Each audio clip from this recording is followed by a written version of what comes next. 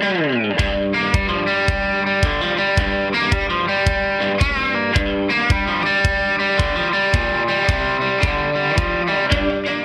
to the Goal Podcast, news and commentary from Gun Owners Action League, your leading voice for the Massachusetts gun owner.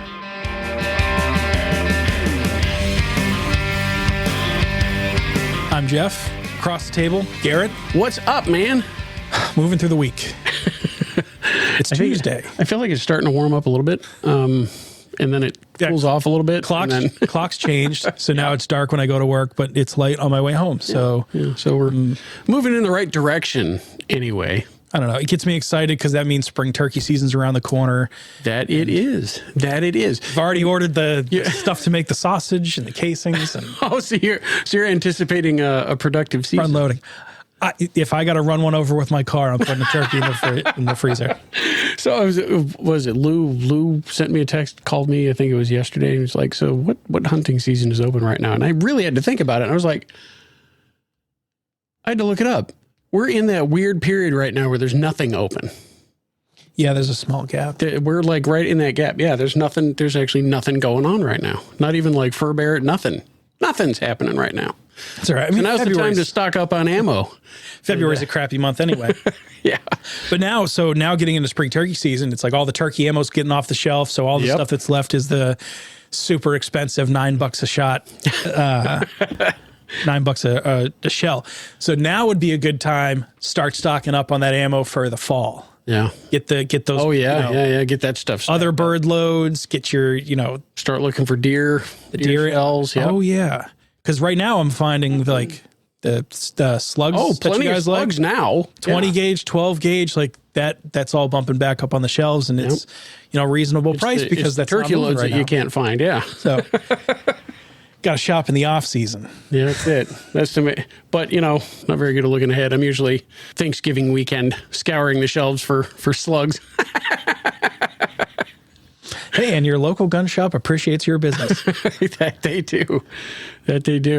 So I helped for a little while with the office move on Saturday this last weekend. Right on. I had a bunch of people come down. A bunch of Goal members came down, donated their time and their backs to moving stuff from the old office to the new. So that's underway. They have a lot of furniture in there, so it's like starting to look like a real office now. But there's still stuff to the FFL stuff has to move over, and there's some infrastructure kind of stuff that has to get done. But by and large, they're looking pretty good, and I think they're going to be officially open for business at the beginning of by the beginning of April. So yeah, just in time for the Goal annual meeting. Still booked. April 7th, 9 a.m. Cyprian Keys in Boylston. Yeah, Cyprian Keys Golf Course. Yeah, it's a great place. That's the place we did our last fashion. The concealed carry fashion shows have been there. Awesome venue, awesome people. It's always a great time. Yeah, they're good to us. So get your tickets, goal.org. Also, the Spring Fling raffle still going on. We still got a little over a month before the drawing. So get your tickets, check out goal.org, get your tickets for that. Yeah. Perfect Mother's Day gift, perfect early Father's Day gift, There you go. Don't get him a scratch ticket, get him a raffle ticket. There you go. Everybody wins. Right? Everybody wins. National news. Right, big news for South Carolina. Passed constitutional. They're now the 29th state to enact constitutional carry. So there we are, March 7th. The Governor Henry McMaster signed House Bill 3594 in South Carolina into law, which went into effect immediately. Open and concealed carry are legal for residents and non-residents 18 and over. Now, as it stands, more than half the country by land area and more than 139 million Americans are covered by constitutional carry laws, right? That's right. We're coming out. It's only like a few really crummy states that are left, honestly, because the other states have different levels of permitless carry. Like some will be concealed permitless carry, some will be open permitless carry, like Michigan, Colorado, Delaware, Nevada, Virginia, et cetera. They have permitless carry laws, but they have different restrictions on them. When you get right down to the bottom of it, there's only really 7 states that require permits for everything. Of course, Massachusetts is one of them. Yep, the Northeast is a great chunk. Yeah, New York, California, Hawaii, right? All the states that you usually hear about when it comes to crappy gun laws. And only 5 states have a legal prohibition on open carry. And Massachusetts, as we know, is not one of those.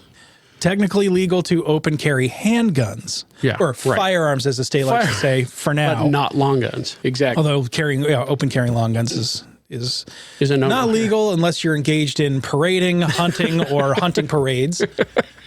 But that is deeper into the weeds. Take a training class on that That's stuff. one of those things that we talk about during mass gun law. And we go, okay, so now that you know about that, we're not going to spend a half an hour on it. It's just, if you're a hunter, you got to take a hunter safety course and know those laws, because those are different. But as the laws may change, so since the last time you and I sat at the table to record, some action on H.4139. So later on in the week, it was like the day before the episode actually so released. We recorded it after the House did their bit.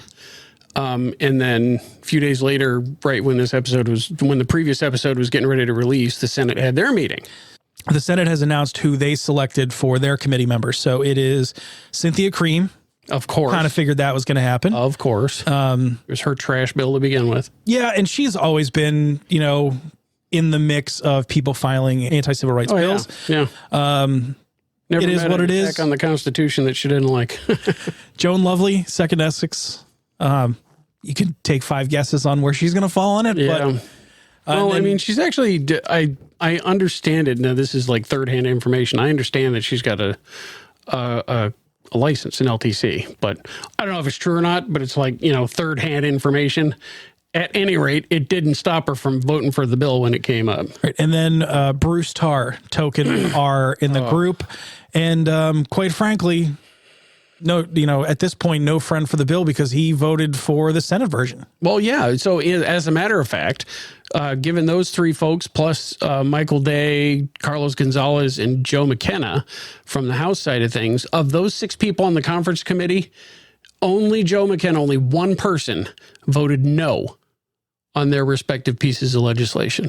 All the other 5 people in this conference committee voted in favor of what came before. Yeah, very diverse, opinionated group that they put together. So we got to see what happens, as we know. Set your clocks for the end of July. If they're going to get something out of conference committee, it's got to happen by then. And remember that you're tracking H.4139. It's gone back to the House numbers, not the Senate bill anymore, because the Senate bill was an amendment to the House bill. So when you're talking to your legislatures about this, which everybody should be, you're talking about H.4139, which is in conference committee until the end of the session. So get the word out. Keep pumping your legislators and keep the pressure up as best we can. Now, a bit of national. So going back, we talked about this last episode. Yes. Oral arguments in Cargill v. Garland. They were delivered on February 28th. Yeah, which was after we recorded the last episode. I listened to it live. Lasted about 90 minutes, hour and a half. And I would say very fascinating to listen to a Supreme Court case. It really is. Because it's surprisingly short. Well, and it's not a lot of like, Your Honor, my client is, it's actually, they tend to be very kind of higher level substantive conversations about, Yep. And concepts. For as much as you get used to watching anything having to do with the government, a lot of pontificating and there's not really a lot of that here. Filibustering and dragging conversations and arguments into weird places. And let me tell you about the other side of the aisle. It's very, hey, present your argument in, the couple of minutes that you have. The other side presents their arguments in the couple of minutes that they have. A lot of questions, very sort of open forum-ish. But it's very like plain English kind of, you can follow along with it. Yeah. So listen to the oral arguments. The decision hasn't been out yet. No, and it won't be. I don't expect to hear about this one until the summertime. Probably going to be the one that last. They throw over the fence right before they shut off the lights. Now, you and I have both listened to it. Yeah.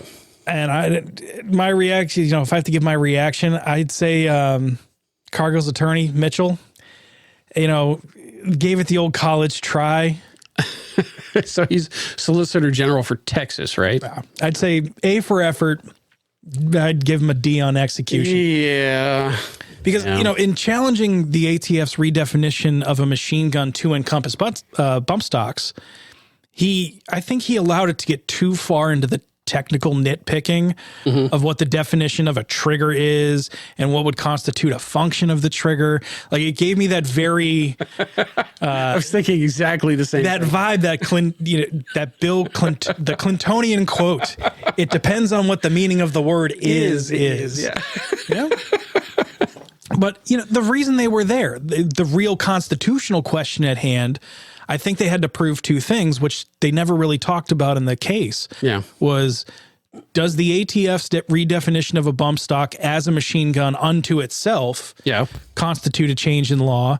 And do they, as a law enforcement agency under the executive branch, have the constitutional authority to change laws? I mean, that's literally Article 1, Section 1. Right. It's right there in the Constitution. I agree wholeheartedly with what you're saying. The thing that Mitchell did that really kind of disappointed me was that he allowed himself, like you said, to get dragged into the details of, this is a trigger, this is what a trigger does. We're talking about springs and trigger cranks and all of that stuff. He allowed himself to get down into the weeds when the real question here has to do with the Constitution itself and the fact that, like you said, an unelected, politically appointed administrative agency, for years interpreted Congress's law in such a way that says that these devices are not machine guns. Period. How many of these companies have this letter printed out and, hanging up on their wall over the last, 10 years or whatever it's been? They've built entire industries. People's livelihoods are tied up into this. They have employees and retirement benefits and everything else. And then because the political winds in Washington change, Congress didn't take any action, right? The actual lawmakers didn't change any laws.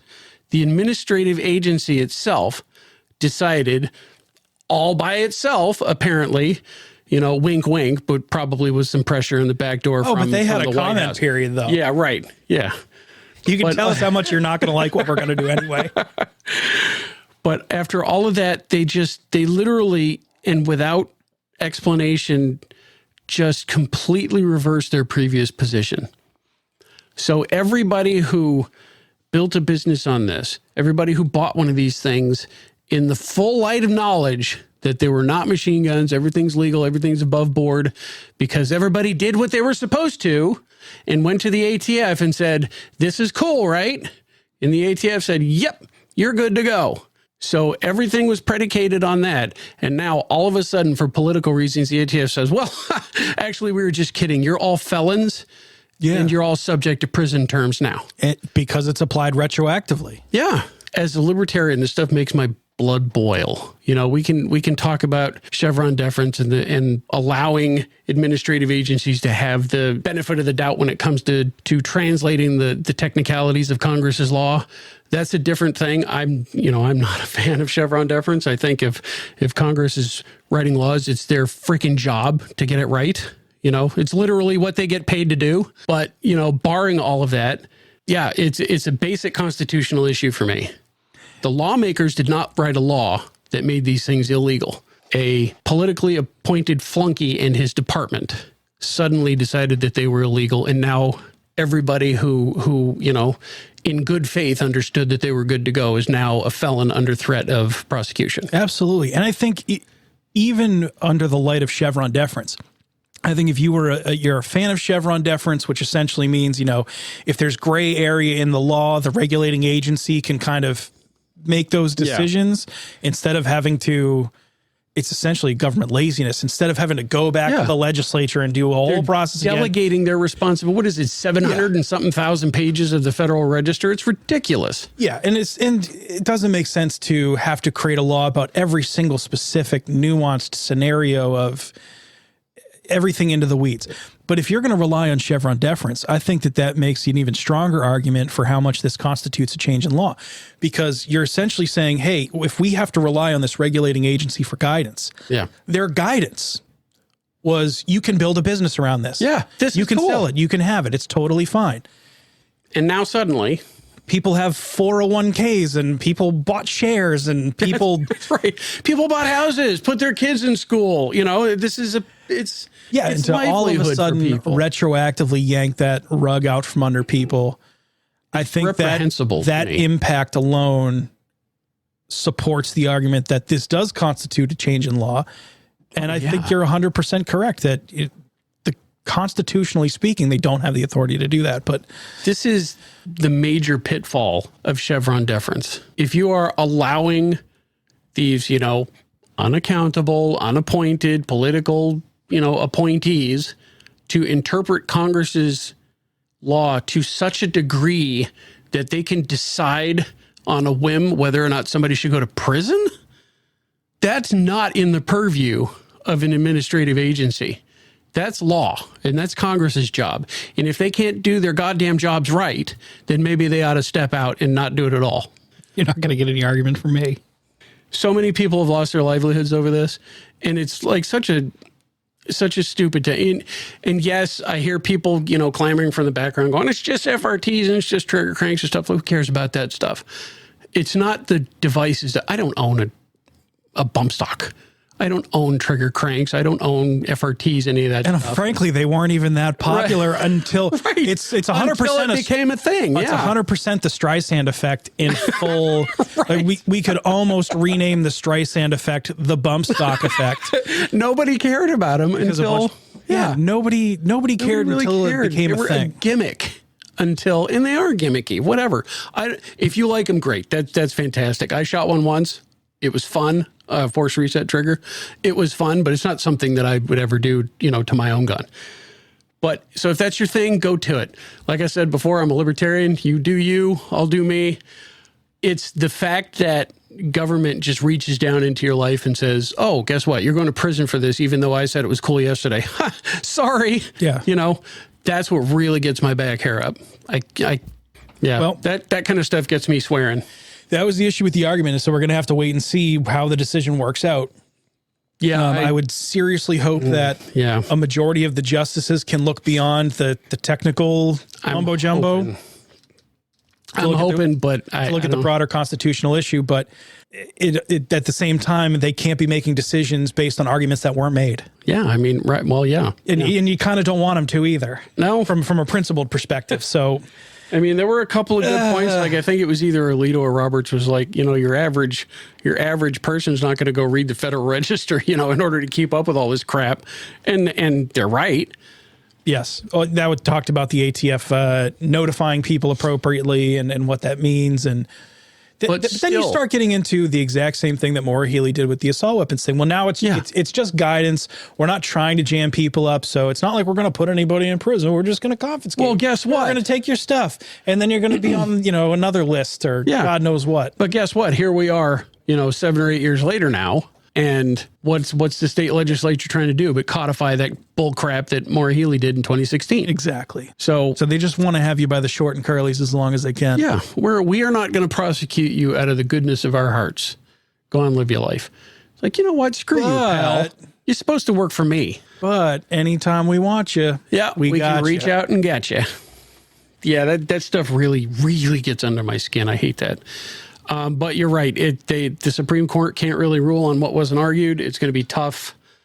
It's tough to me to see how this comes out strongly in our favor. I mean, we might sliver out a win here, but I don't see how this makes any sweeping changes to the ATF's purview. Not unless it comes out as a huge declaration against Chevron. But again, yeah. So I don't know. Likely. So there it is. They have until June, end of June, first part of July, something is somewhere around there. It's the summertime when their session's over with. And since this is going to be one of those possibly controversial decisions, the odds are pretty good they're going to wait until the very end before they release it. More to come.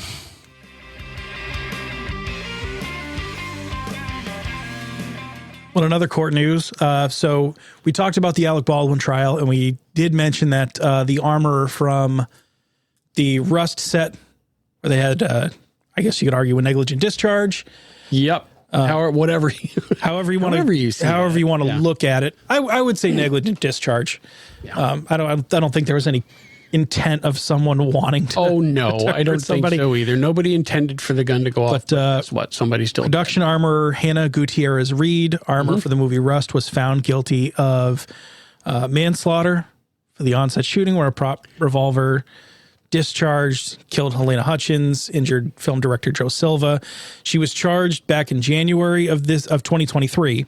More than a year ago now. With 2 counts each of involuntary manslaughter. She was additionally charged with tampering with evidence. I'm not really sure what the details of that were. She was ultimately acquitted of that, but that had to do with, let me jog my memory a little bit. It was around September or something like that. She was charged with handing off a bag of cocaine to somebody else to keep from being caught with it so that it would compound her issues. So they charged her with right. It just gets worse and worse. So just keep the coke in the safe with the guns. I mean, right, come on. Right. So, but ultimately she was found not guilty of that. God knows why, but so that charge was she was acquitted on that charge anyway. Should we add that to the goal law slide deck? Don't hide your drugs in the gun safe. Don't keep those in the same place. But she pleaded not guilty. Yeah, of course. The trial was held February 21st to March 6th. Convicted of this year, 2024 of this year, convicted after 3 hours of jury deliberation, and they found that because she was the set armorer, she held a higher level of responsibility for those live rounds that were on set. That's right. And, looking back through the stories and all the releases and everything, you hear stories about like, oh, they took the guns out and they were shooting at beer cans and, stuff like that with live ammo and then taking the same gun back to the production set and shooting scenes with it. It's like, good God, And apparently Hannah Gutierrez-Reed on her previous movie sets where she was either the armorer or like an assistant or something like that, was flouting rules according to, rumor to such a degree that members of previous movie cast like Nicolas Cage was like, this is not safe. I'm getting out of here. And they walked off the set, negligent discharges in other movie sets. There's a history. I didn't hear any of those stories or I didn't see any,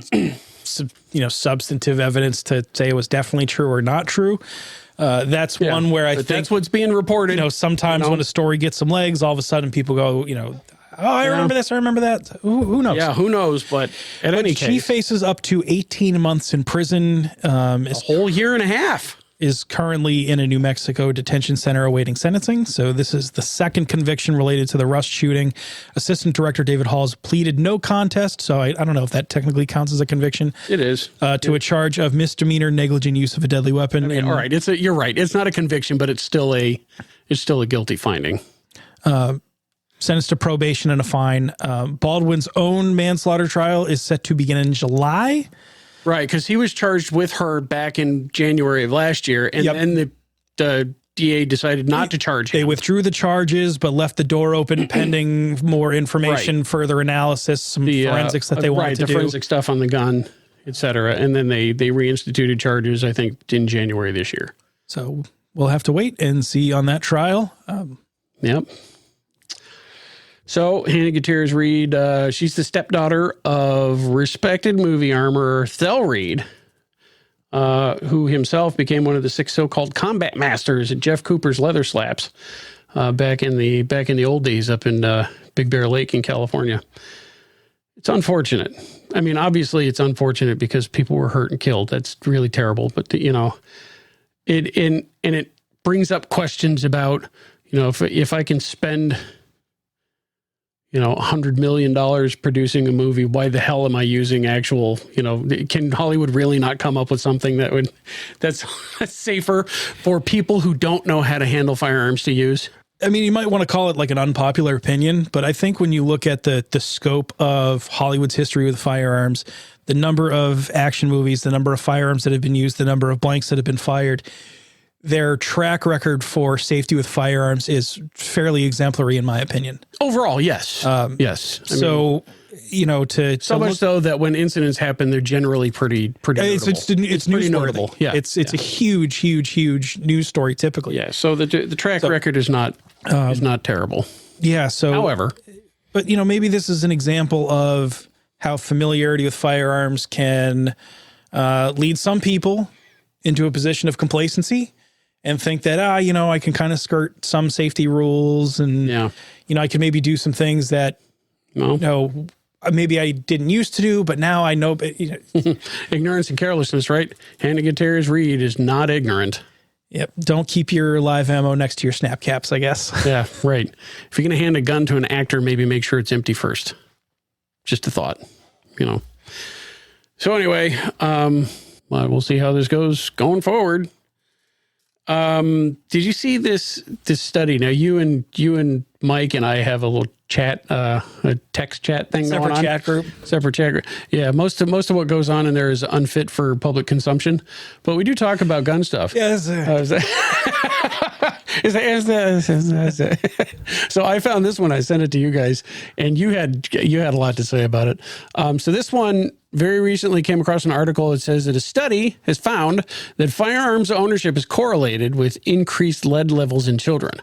So this guy, Christian Hoover, he's out of Boston, out of Harvard University, actually. He's a PhD candidate in epidemiology, published a study in the Journal of Pediatrics saying basically just what the title line says, that firearms ownership is correlated with increased lead levels in children.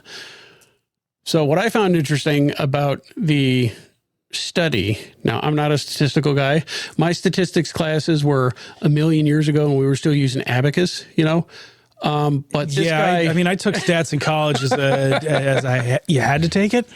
And really the only thing you learn is that you can basically prove anything you want if you know how to manipulate statistical data. So the interesting thing I found about this, first off, his study doesn't mention ownership tracking data because there is none really to have, right? Most states don't actually track firearms ownership. So it's difficult to get those numbers. So this guy used a proxy measure that estimated state levels of gun ownership by counting things like firearm suicides, hunting licenses, and subscriptions to Guns and Ammo magazine.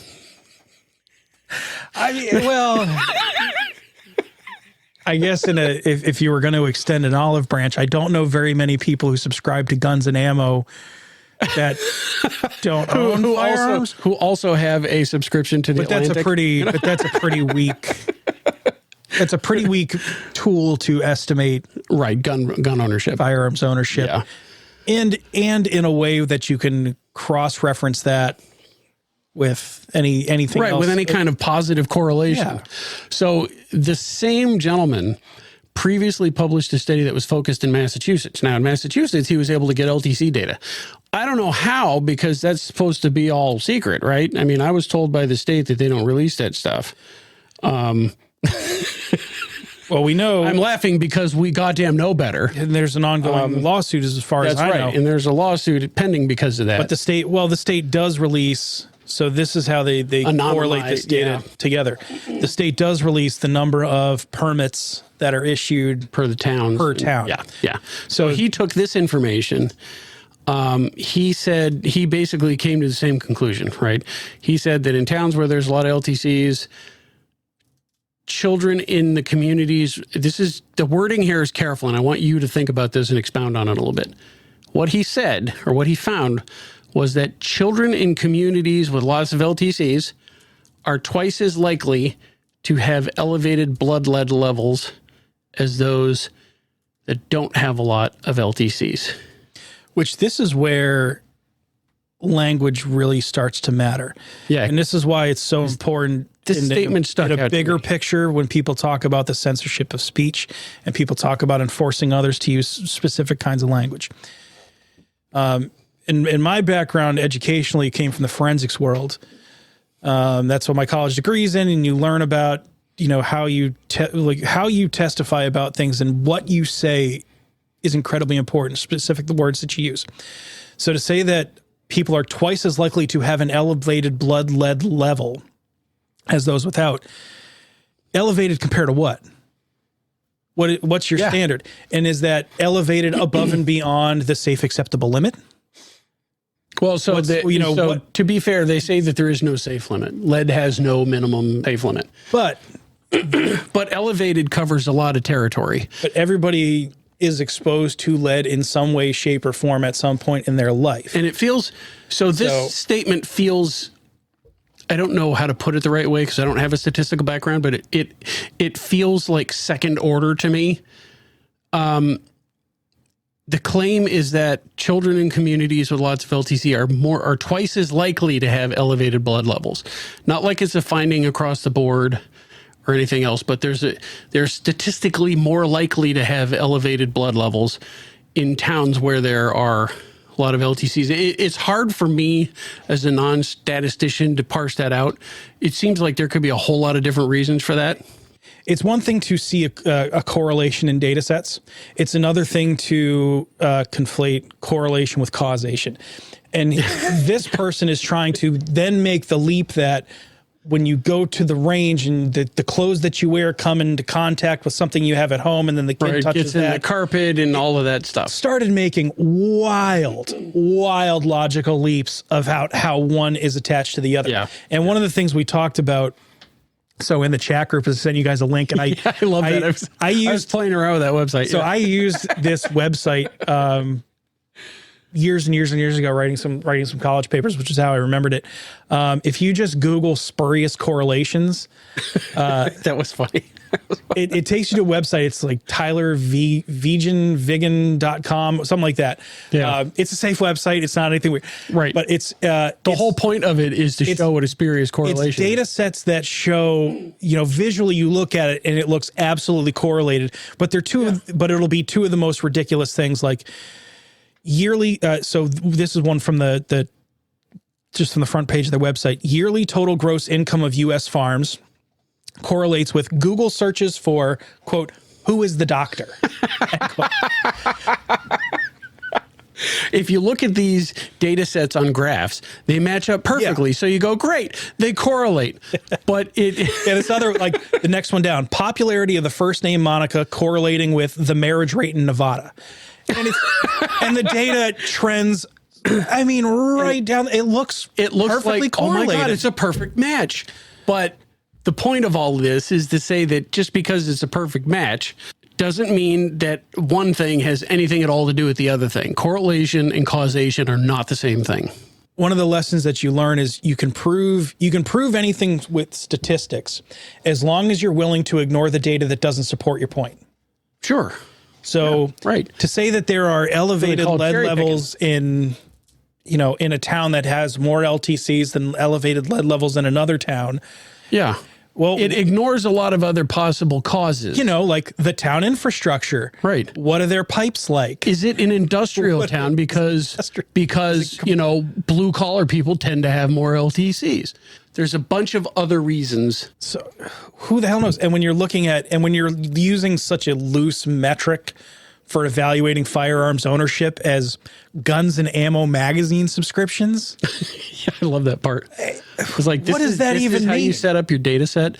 So it basically, this young man took the same, this screams to me that he knew what his outcome was going to be. So he did his study for his college thesis or whatever, and then he took the same thing and wanted to expand it to a national level. How do I make an anti-gun argument? Exactly. I'll correlate lead levels and LTCs, lead levels and gun ownership. And what bugs me is this person's a PhD candidate in epidemiology. Yeah.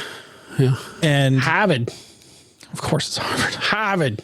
Not the fun Harvard, Harvard Gun Club, but to me. So, and I've never gone for a PhD. I know people that have, and I've heard very compelling stories about what a PhD defense is like. Yeah.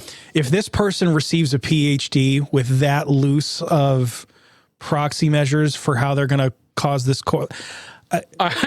well, now that's a different discussion about colleges and, modern universities, and they may love to hear that, They may. But at the same time, you also hear that, then they're going to go, great. PhDs tend to like to keep their club exclusive. Then again, it's, if this is Harvard, then who knows? Who knows? I don't think I'm going to get an invitation to that particular defensive. Could have plagiarized the entire paper, and they'll right. They'll say, great job, vote doctor. him as dean of ethics. But I wouldn't be surprised if that argument came around in the State House at some point. That's the point of all this, right? It sets maybe not legal precedent, but it sets mimetic precedent, right? It's where very definitional out there in the society now, and people are going to start calling on it like it's real. This is the stuff that I would categorize as, the misinformation, disinformation. Yeah.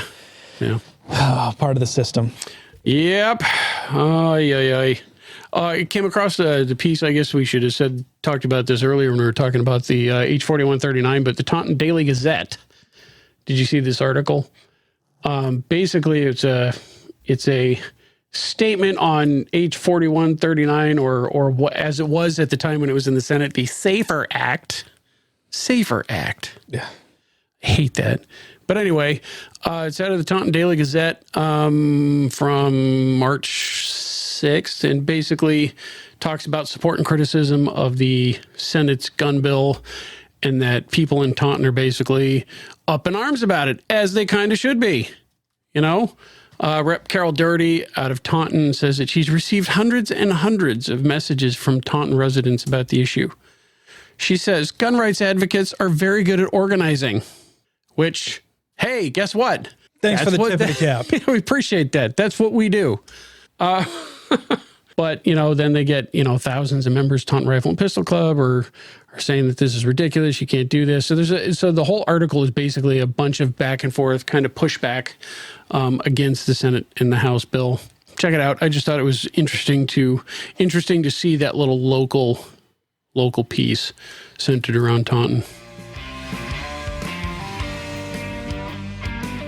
So last episode, we talked about, FinCEN and merchant category codes and credit card tracking. Credit card thing and all that stuff. Oh, lo and behold, sent it home last week and I see, there's a, congressional testimony, whatever, hearing. Yeah. And sometimes it's fun to crack a beer and, get out the bag of chips and dip and watch one of those things because it's... And I've talked to Jim about it. It's like, nothing ever comes from these hearings. It's all,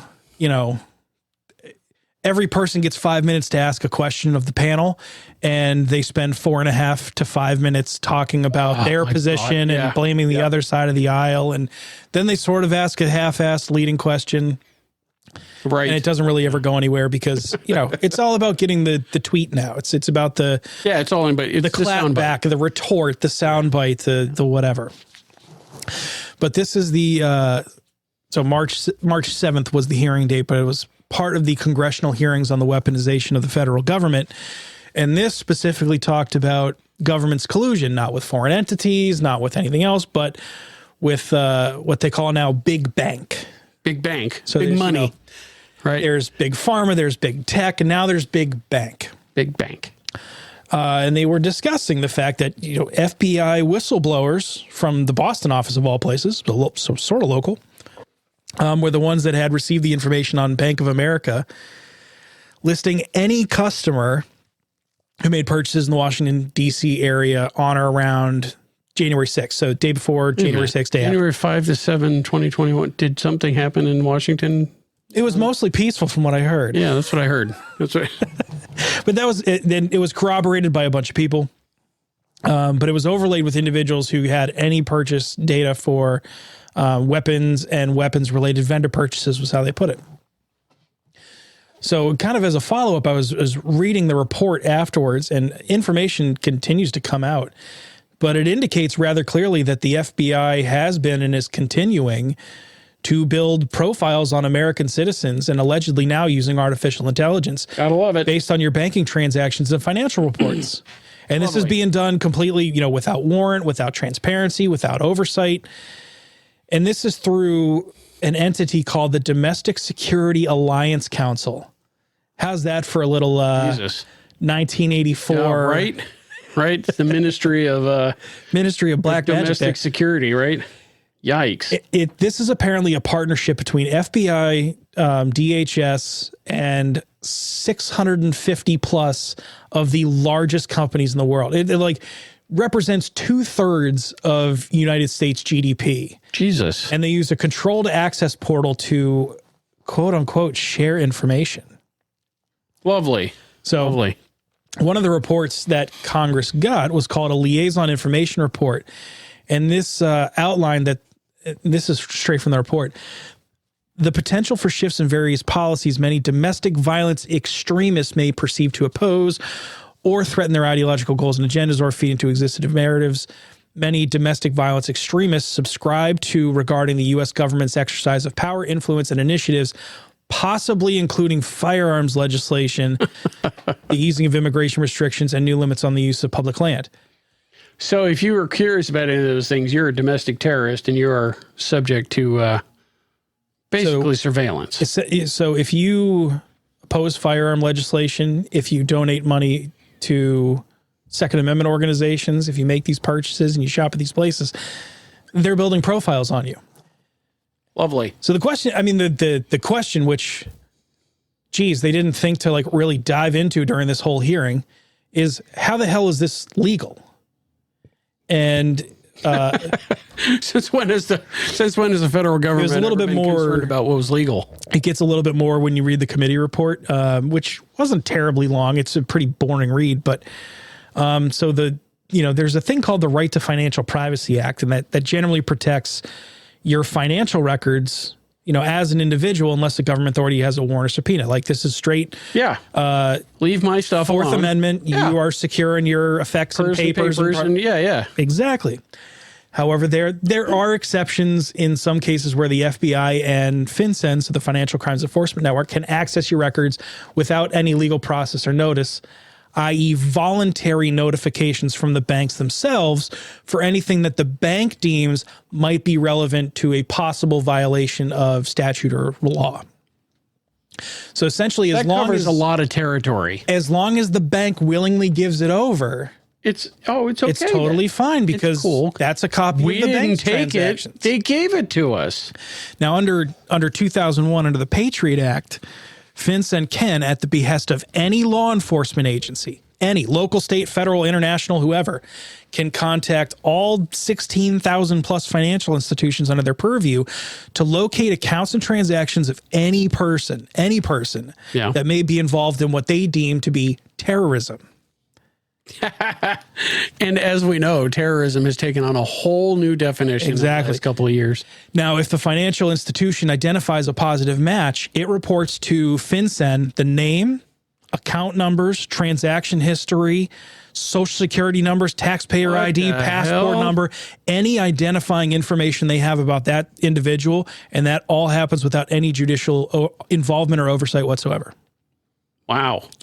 So no judge saying hand over this information, no warrants, no probable cause hearings, no nothing like that. So the government reaches out to every bank in the country and says, hey, do you have any information relating to X? And Jeff, that shady guy. Now, then you add in, as you overlay this on top of everything, something called the Bank Secrecy Act. Now, this authorizes the Department of the Treasury to enforce mandatory reporting, on things like the full information of any individual involved in like a transaction over $10,000. Yep. As well as filing a suspicious activity report whenever it identifies suspicious transactions relevant to possible violations of law or regulation. This comes with a de facto gag order on the financial institution from notifying anybody about the report, as well as broad immunity from liability, punishment, or other legal actions for their voluntary disclosures. So as a private citizen, you look at something called the Bank Secrecy Act and you go, oh, they're protecting my personal information. No, it's actually exactly the opposite. It's the bank gives your personal information to the federal government and then has to shut up about it to you. Yeah. The government mandates that they share the information. It comes with by it in and of itself a gag order saying they can't tell anybody about it, including the person involved, and gives them immunity from any liability, punishment, or legal action. Yikes! So wow. So what is suspicious activity? That's a nice broad definition. Well, geez, so guess who provided guidance for that? FinCEN. It's our buddies at the Ministry of FinCEN. So things like transportation charges to like travel charges to areas with no apparent purpose. I decided to go somewhere, but I don't think I have a purchases that appear excessive or unusual for hobbyists or other legitimate use. That's the whole sentence. So your ammo bill. Purchasing books, including religious texts, and subscriptions to other media containing And they actually put this quote unquote extremist views. Yeah, which includes everything that is politically out of favor, basically. Which they've included included in these extremist views, in the media containing these extremist views. They talk about opposition to firearms legislation. That's it. That's extremism. I.e. what you and I do every 2 weeks. Yeah. We're extremists. Now, they also took the time to distribute PowerPoints. Oh. One titled is from an organization called KeyBank, called Query Logic for Active Shooters. So they assume your habits and consider it suspicious to buy the same or similar things from multiple merchants or vendors. So you buy a box of ammo from your local gun shop, and then you happen to buy some ammo from Cabela's, and then you say, maybe I'll just order a case online. Then they go, oh, you're buying from a bunch of different places. You must be up to something shady. There's no minimum dollar thresholds for individual transactions, and they track merchant category codes. So, hey, MCCs, we talked about that last month. Some of the ones that were named were, 5091, which is sporting and recreational goods and supplies, which is, I think, one of the new merchant category codes they want to use for gun shops. 5941, which is sporting goods stores. 5999, which is miscellaneous and specialty retail, where firearm stores kind of currently land. And then 7999, which is recreational services not elsewhere classified. So that covers things like shooting facilities, ranges, that kind of stuff.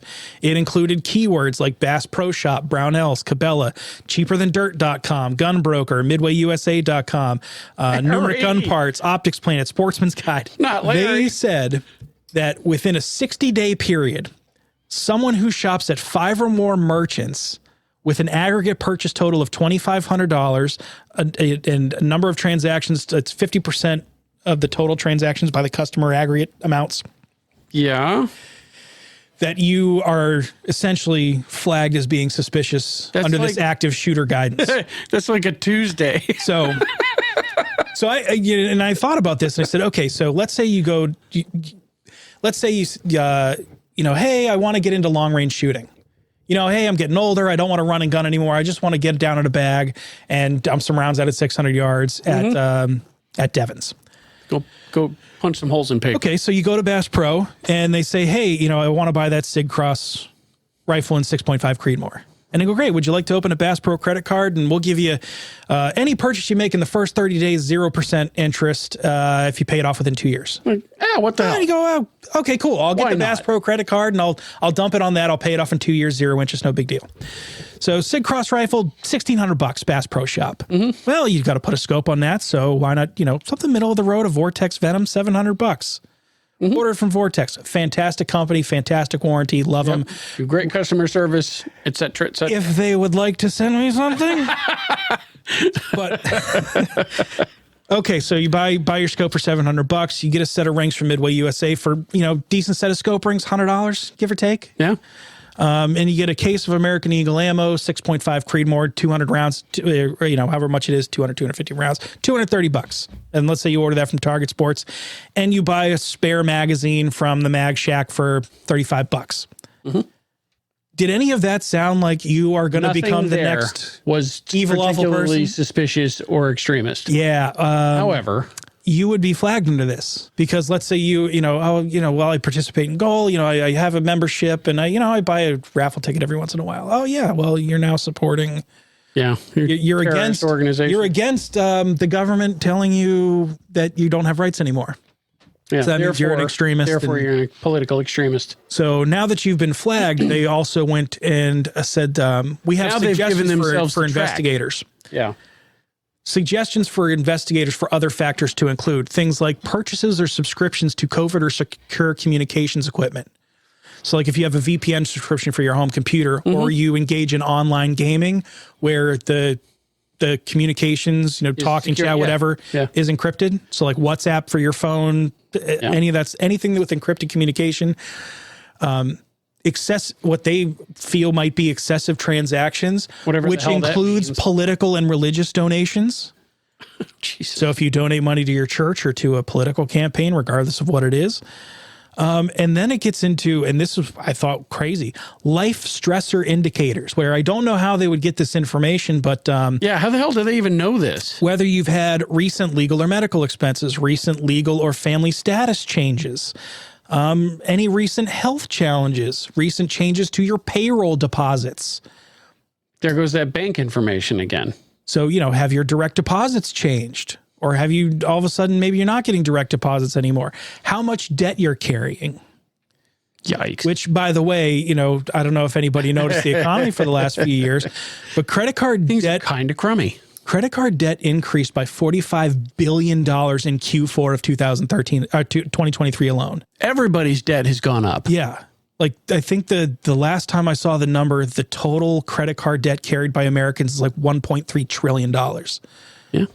So if you have a chunk of that, if you have what they deem to be too much, then you're getting flagged. And of course, and they put this at the end, any social media posts of concern.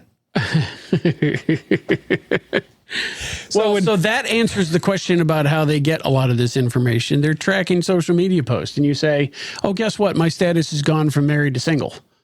Or, oh, those jerks at my job, I quit or I got fired.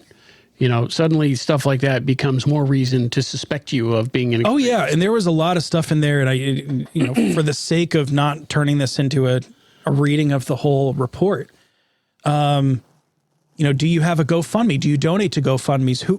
What campaigns and things do you donate to? It's creepy. So I'm old enough to remember when the NSA got into like a little bit of hot water for building up data centers and things like out in the desert and tracking. It's like they got into trouble for that, and they passed laws and said, slap you on the wrist. Don't do that no more. Guess what? It never stopped, right? This is not, by the way, this is not, tinfoil hattery stuff. This is, you can go look at this report. It's real. I get accused of the tinfoil hat stuff all the time. And it's like, nope, this is. This is like, it's like, yes, you're a psychopath in a tinfoil hat nutbag, but this one's actually legit. This is, and it's out there. You can go look for it yourself. You can go pull the report up, and you're everything. Not going to find it on freaking InfoWars. It's actually for real. You're going to find it out in the world. It's. There's lizards people out. Oh my God. Oh yeah. But yeah, so it's like bad stuff, man. It really is creepy. Like as much as those hearings are painful to watch and painful to sit through, it was, this is real information of stuff that's really happening. What's painful is the repercussions, and to like hear people talk about American citizens through these lenses, assuming that they're domestic terrorists and all the rest of that stuff. And it's like, if your government is treating your average citizen like this publicly, this is what we know about. Exactly. And when they did the hearing, of course, it turns into the partisan bickering back and forth. So essentially Republicans are saying, you're targeting conservatives, and the Democrats are saying, yeah, but of course they are. But the Democrat side said, hey, listen, this is how we prosecuted all these people from January 6th. Now, what they didn't bring up was, yeah, but you had criminal investigations and you got warrants for those ones. Yeah. Yeah. So it's kind of a moot, it's a moot point. It's different to say, well, you got a warrant for that, which is a whole separate Whether or not you agree with the outcome of that, at least there was like due process to a minimum degree. But for the people that support this, and this gets outside of the realm of, just owning a firearm. It's like, you always say, what happens when the person you fear the most gets this kind of power? So imagine if you're, let's say your particular topic is, being pro-life versus pro-choice. Oh, well, we see that you live in an area that has certain restrictions on, pro-choice options, let's put it that way. And you went out several evenings. We see a lot of charges at different restaurants and bars and, going out. And then we see that you spent $45 at CVS. And then we see that you booked an Airbnb in California for 2 weeks. And we see that you made a $250 donation to Planned Parenthood. And we see that you now are getting these prescriptions. Yeah. Can that state now prosecute that person under suspicion of getting an abortion if that was illegal in their state? Right, the hell they should. That's what this is being set up for. But it's this kind of a thing. Yeah. Remember, right, exactly like you're saying. If If they can treat you like this today, they can treat you and your opposition like this tomorrow. That pendulum swings, and it swings hard these days. So this is the stuff where it's just... This is why I'm a libertarian, man. I just, the war is not between the left and the right. There's a part of me that says, hey, yank your cash out of the bank and start stuffing it in the walls. But at the same time, it's like, well, if you don't make large cash withdrawals, right, they'll know. You're going to go on the list. And and this is where you have to be, I guess, smart with your money and how you shop around. I don't know how to get around it with, like 16,000 financial institutions that are probably playing along with this. But it's like, I hate to price shop because, it's suspicious. God. But, hey, does your bank have a policy that says we give your information up to any Tom, Dick, and Harry who goes through? Yeah, no matter what the bank is, the answer is probably yes. So that's something where, hey, and this is where that legislation from Stefanik came in. Oh, yeah. Because she was on the panel and she mentioned her bill. That's where support for bills like that say, hey, you can't do this. Yeah. Because while it is the bank's transaction record, and apparently they can voluntarily give that up, that is also your information as well. And you have just as much say in that data being put out there as the bank does. So that's why, hey, you gotta pay attention to these things. You gotta stay. Yeah, you do have to pay attention. Unfortunately. Yeah. Wow. Well, there you go. On that happy note, your government's creeping on you, tracking all your personal information. Yeah, me and my Nancy Drew notebook at home. As I'm sitting there looking at the cat going, do you know what else they're doing?